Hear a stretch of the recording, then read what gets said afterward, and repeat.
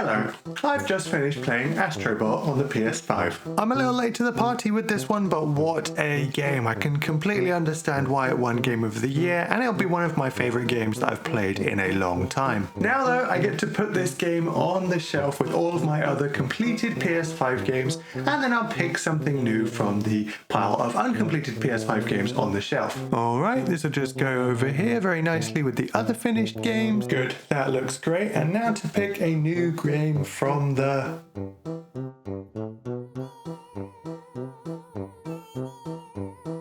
How have I not finished this many games? It happens though, doesn't it? Sometimes we buy a new game that we're so excited to play, and yet for one reason or another we end up dropping it part way through, relegating it to the shelf and playing something else instead. Unfortunately, I am pretty notorious for this, so here are 7 games that I started but regret not finishing. So we're going to start with a game that really is a bit of a sore point for me that I haven't finished it. Considering how much I like RPGs, how long this game has been around for, the time in my life that it came out, I really should have finished this one by now. It's Skyrim, okay? I haven't beaten Skyrim. In my defense, I have played a lot of Skyrim, probably hundreds of hours over the years. This game came out when I was in university, so I had plenty of time to explore the world, try out different builds, go questing, crafting, good playthroughs, bad playthroughs. Just kidding, I can't bring myself to do bad playthroughs. But the game is just so freeing, isn't it? Everyone jokes about being a stealth archer, but you really can be anything in Skyrim. And if you're playing on PC with mods, then that multiplies your options all over again. Skyrim paved the way for so many new games and is still being played today. I think what makes this one sting even more is that I own about 1 billion copies of Skyrim from different console versions, special editions, VR versions. I should have beat one of them by now, but no. As much as we praise it, I think the freedom of the game is part of the reason why I never completed even the main story. Every time I played it, I wanted to try something else, often starting a brand new save file as I did so. It makes no sense really. Skyrim is designed that you can become brilliant at everything if you play for long enough, but I always liked the idea of beginning fresh, making a character that was exclusively an illusory mage, for example, rather than just trying out illusion magic on my sword and shield warrior. Part of the inspiration for this video is that I have recently gotten a bit better at finishing off games, and I even went back last month to Ratchet & Clank Rift Apart, and I got my 3rd ever platinum trophy. I looked it up. It takes about 125 hours to get the platinum trophy in Skyrim. If I'd just stuck to the same save file or even the same console version, I might have the platinum trophy by now. Maybe one day I'll learn some self-control. Speaking of control, that takes us on nicely to the next game on this list. Self-control? The game's called Control? Do you get it? It's a bad joke anyway. Control is widely regarded as a phenomenal video game. You make your way through the weird Federal Bureau of Control. There's all sorts of strange things going on in the oldest house. You wonder who are the Hiss, why have you suddenly been put in charge, what caused the death of the previous director, what's going on with that weird janitor.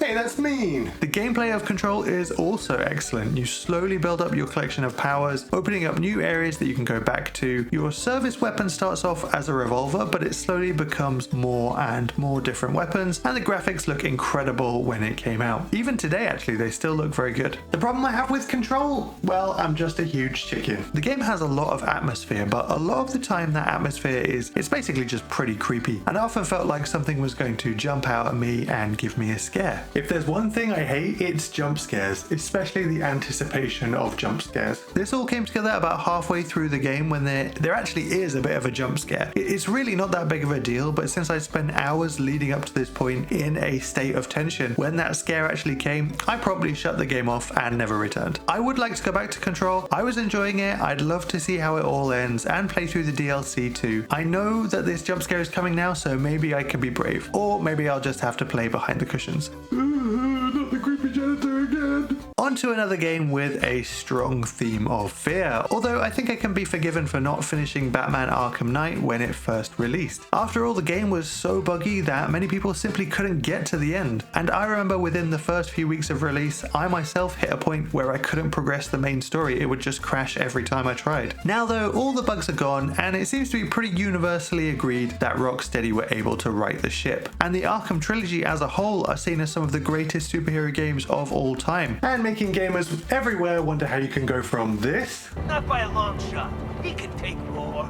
Ain't that right, Mr. Fireman? to this. Did you get him? Really?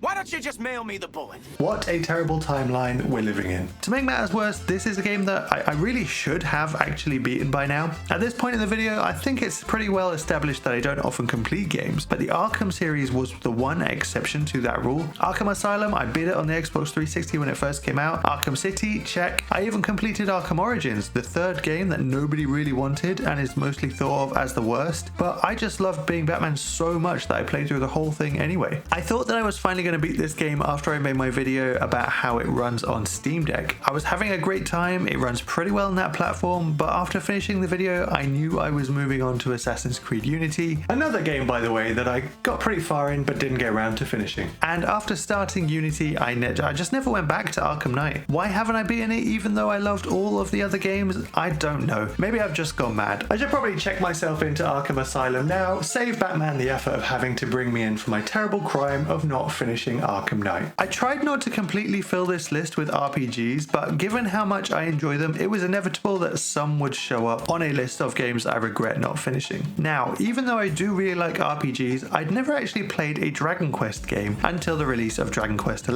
It wasn't I was purposefully ignoring them or anything, I just hadn't come across them properly. Then along comes this brand new shiny Dragon Quest game. It's really highly praised. Apparently it's a great entry point into the series. For newcomers, it sounds perfect. But of course, you know by now what this video is about, so obviously something went wrong. Typically big RPGs with lots of options, well they're just really long, aren't they? But that is especially true for Dragon Quest games. They are really long, like really long. When I play a game, I tend to get pretty into it and I go on Reddit and YouTube to be part of, sort of part of the conversation, and in doing this I started to hear things like this. Oh, you're playing Dragon Quest XI, are you? Well, are you just going to play till the first set of credits, or are you going to be a real gamer and play it all the way through to the true ending, which is another 50 hours after the end of the first credits? Now at the time I didn't have a problem with this. If anything, I thought it was exciting, but I struggled to stick with games, and that was even more true back then. I played some of the stuff here and there in between, and eventually it had been a few weeks since I'd last played Dragon Quest XI, and I started to wonder, do I want to commit another 80, 90, 100 hours right now to beat the game and then get the true ending? Think of all the other games that I could be playing in that time. This is also part of the reason that I haven't gone back yet. I really would like to beat this or any of the Dragon Quest games really, but it feels like such a commitment. You can actually apply this same logic from this entry to Persona 5, yet another game I did not complete because over time I just dropped off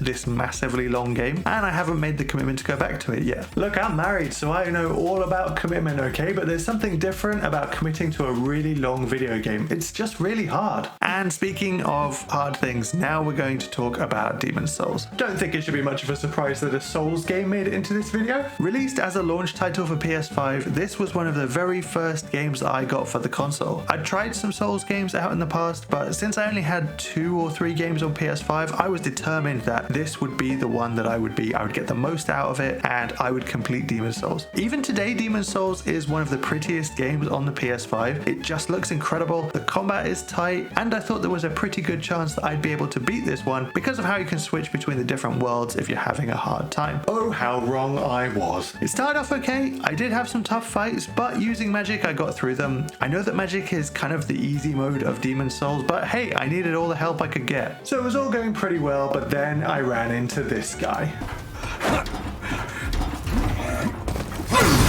I mean, he's called the Penetrator for goodness sake. I had no hope.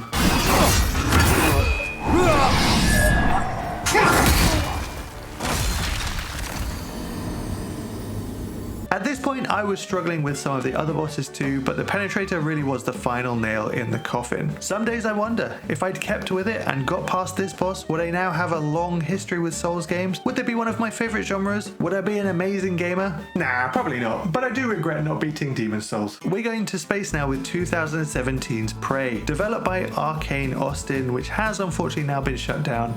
Prey apparently didn't actually really have anything to do with its namesake title, but I never played those, so that didn't bother me. I actually didn't play Prey either when it first released, but it caught my eye a couple of years ago for 2 reasons. Firstly, it's got Wong from the Marvel Cinematic Universe, and I just think he's great. Hey, You don't look terrible in a Transstar uniform. And secondly, I had learned that this game was an immersive sim. I haven't gotten to play many games in this genre as they're sadly becoming a bit of a dying breed, but the modern entries into the Deus Ex series are two of my favorite games and they are amazing immersive sims. And it helps that I think Adam Jensen is one of the coolest protagonists ever. Prey has an incredible mystery behind it. For reasons that start to unfold, your character has wiped their memory, and so you're piecing together what has happened while fixing up this destroyed space station. Because it's an immersive sim, you can do this in pretty much any way you like. You often have multiple main quests to figure out, and you can progress your character in different ways. Focus on guns if you want, focus on the psychic powers that you can unlock, or you can go this sneaky, stealthy route. I love all of this, and I think the game deserves more attention. So why did I stop playing? Sadly, it was a combination of time and difficulty. I was playing this game on Steam Deck, and I wanted to make a video about it. Unfortunately though, if there's one genre that I cannot get my head around on Steam Deck, it's first-person games with shooting. I hit a particularly difficult spot and I couldn't seem to get past it. And at that point, I kind of just ran out of time and I needed to turn my attention to other videos. It does make me sad though. I want to get back to this one. I really enjoyed the gameplay and I want to unravel that mystery. Also, more Wong. Don't overthink it.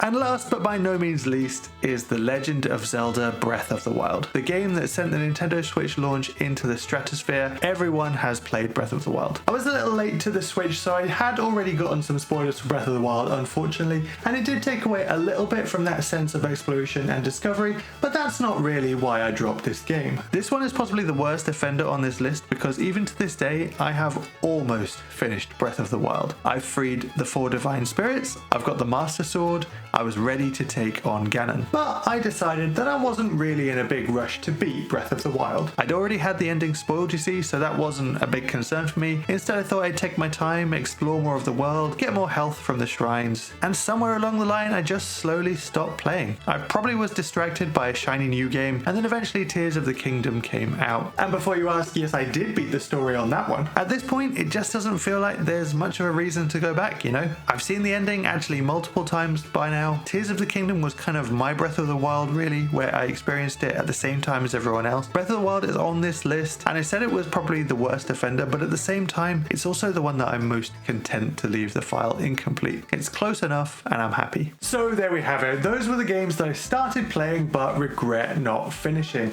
Now, there are actually loads more, but I'd much prefer to hear from you.